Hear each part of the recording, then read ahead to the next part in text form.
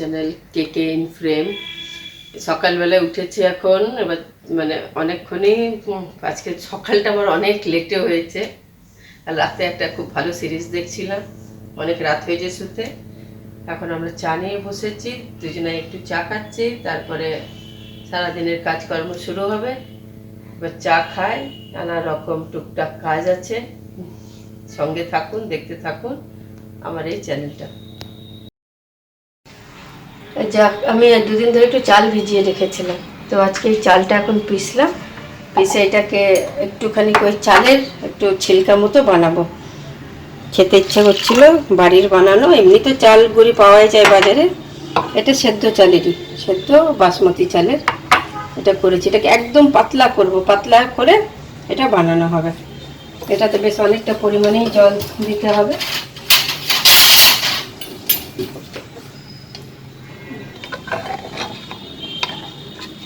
এটাকে পুরো ই করে ধুয়ে আর এটাকে দিয়ে দেবো।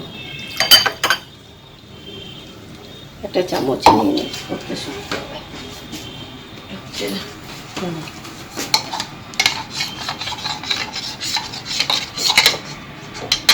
ব্যাস, এটাকে এমনি করে এখন পাতলা করব। পাতলা করে টেক্সচারটা আমি দেখাচ্ছি যে কেমন ফাইনাল লুক এটা দাঁড়াবে, ফাইনাল টেক্সচারটা কেমন হবে।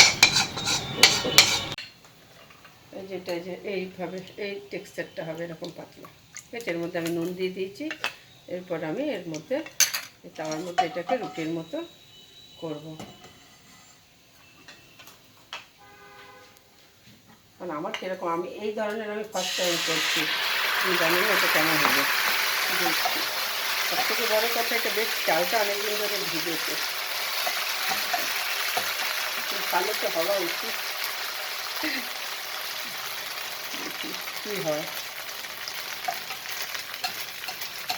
আমারও এটা অ্যাকচুয়ালি শেখায়, এটা করে হচ্ছে যে মা জানি না কী হবে, দেখছি।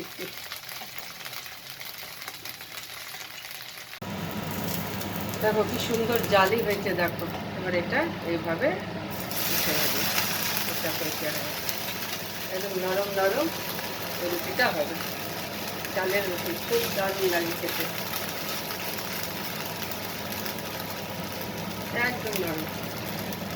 হালকা করে এরপর উঠিয়ে দেবো, বেশি করা করবো না।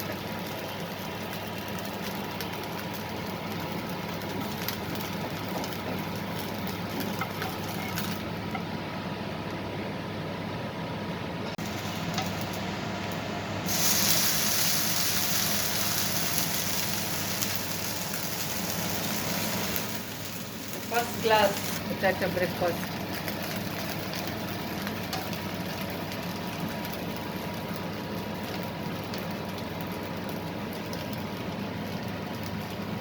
কোনো কিছু সাম্বার বানাও, কিছু বানাও, একদম কিছু না হলে প্লেন একটু চাটনি বানিয়ে দাও, কোনো কিছু স্পাইসি একটা করে চাটনি দিয়ে খাও। আমার তো ফেভারিট হচ্ছে লাল চা।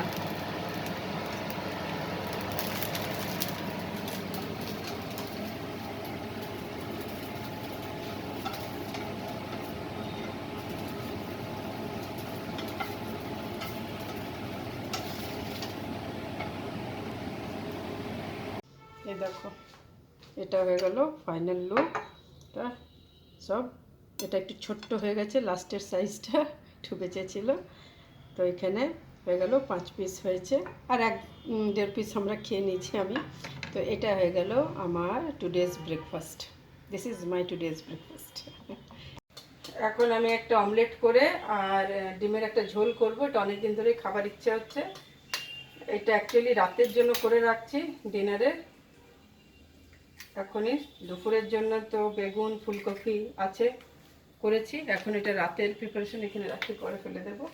তো কয়টার কী হয় যে রাতে করা থাকলে একটু নিশ্চিন্তি, আমি তো নিজেও একটু বাইরে কাজের জন্য দোকানে যেতে হয়, তো তাই করে রাখলাম। এবং করছি যখন একটু এটা রেকর্ডিং করিনি। এই ঝোলটা খুবই সাধারণ ঝোল, কিন্তু খেতে খুব ভালো লাগে। এই যেখানে তেল গরম হচ্ছে, এবার প্রথমে অমলেট করব, তারপর একটা মশলা কষিয়ে ঝোল করে অমলেটগুলোর মধ্যে দিয়ে দেবো। খুব সাধারণ রান্না, সবাই খায় আর সবাই খুব পছন্দ করে এটাকে। বাটিটা একটু ছোটো হয়ে গেল মনে হচ্ছে।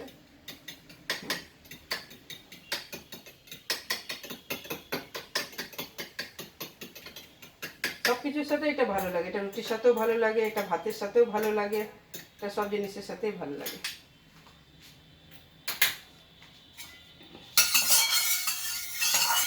আমার এখন একটু চিমনিটা চালানো উচিত, কিন্তু আমি চালাতে পারবো না, কারণ চালালেই তখন এমন আওয়াজ দেবে যে ভিডিওর সাউন্ডটা অসুবিধা হবে।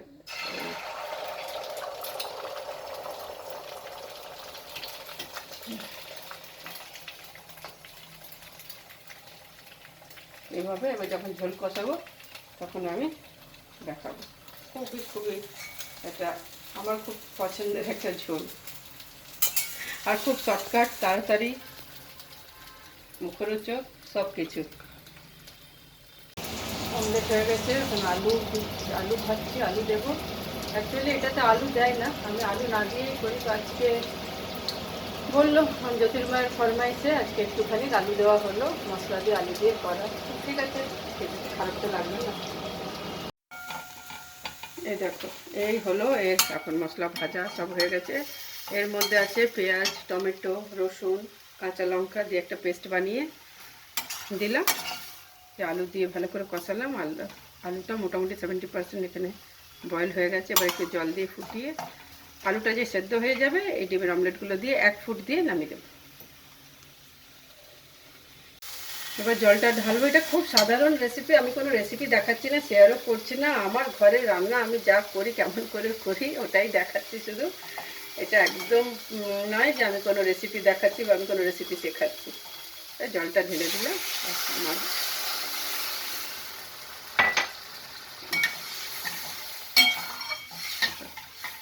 এর মধ্যে আরও 1 গ্লাস জল লাগবে।